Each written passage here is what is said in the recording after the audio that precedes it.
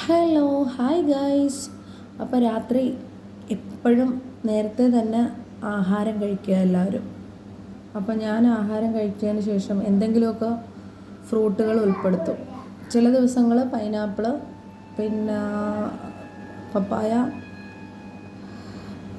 അങ്ങനെ റംബൂട്ടാൻ, അങ്ങനെ. അപ്പോൾ ഇന്ന് അൽഹംദുലില്ലാഹ് എനിക്കിതാണ് കിട്ടിയത് കഴിക്കാൻ. അപ്പം രാത്രി ഫുഡ് കഴിച്ചതിന് ശേഷം എന്തെങ്കിലുമൊക്കെ നല്ല ഫ്രൂട്ടുകൾ ഉൾപ്പെടുത്തുന്നത് നല്ലതാണ്. അസുഖം വരാതിരിക്കാനായിട്ട്, നമ്മുടെ പ്രതിരോധ ശക്തി കൂട്ടാനായിട്ട്. അസുഖം വന്നവർക്കും കഴിക്കാം, വരാത്തവർക്കും കഴിക്കാം.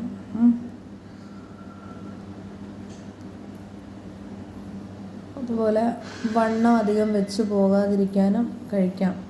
പിന്നെ 21 പച്ച ആപ്പിൾ കഴിച്ചാൽ നമുക്ക് ആഹാരത്തിൻ്റെ ഫലമാണ് ചെയ്യുന്നത്. 21 പച്ച ആപ്പിൾ. ഇവിടെ എനിക്കിപ്പം ചുമന്ന ആപ്പിളാണ് കിട്ടിയത് കേട്ടോ. മാഷാ അല്ലാഹ് തബാറക്കല്ലാഹ്. അപ്പം നിങ്ങൾ കഴിക്കുമ്പോൾ നിങ്ങൾക്ക് കിട്ടുവാണെങ്കിൽ പച്ച ആപ്പിൾ ഡെയിലി ഒരു 3 എണ്ണമെങ്കിലും കഴിക്കാൻ പറ്റുമെങ്കിൽ കഴിക്കുക.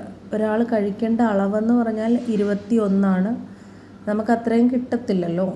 ഒരു 3 എണ്ണമെങ്കിലും കഴിച്ചാൽ ഏത് അസുഖം ഉണ്ടെങ്കിലും അതിനെ ദൈവമായിട്ട് വളച്ചൊടിച്ച് കളയും.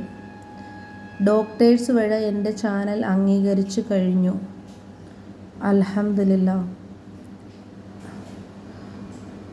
അപ്പം അവർക്കും ഇതിൽ നിന്നും അറിവ് കിട്ടുന്നെന്ന് എനിക്ക് മനസ്സിലായി. ഓക്കെ. അപ്പം നമ്മുടെ ഈ ഡ്രൈ ഫ്രൂട്ടുകൾ ഇതും കുറച്ച് രാത്രി കഴിക്കാം.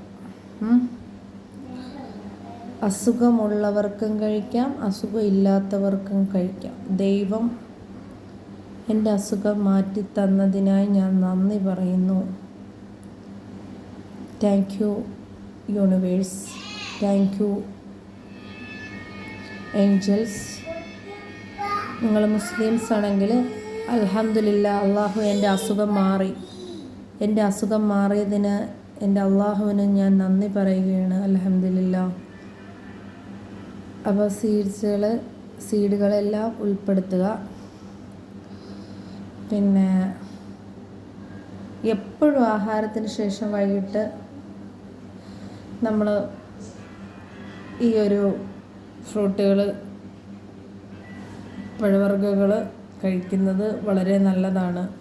നമ്മുടെ ഇമ്മ്യൂണിറ്റി പവർ കൂടാനായിട്ട് വളരെ നല്ലതാണ്. അപ്പോൾ ഇറച്ചിയൊക്കെ കഴിക്കുന്നവരൊന്ന് ഒഴിവാക്കിയിട്ട് നല്ല പഴവർഗ്ഗങ്ങളും പച്ചക്കറിയിലോട്ടൊക്കെ പോകുക കേട്ടോ. അപ്പോൾ ആദ്യമായിട്ട് കാണുന്നവരുണ്ടെങ്കിൽ like, share, subscribe my channel ഷിബിനു വ്ലോഗ്.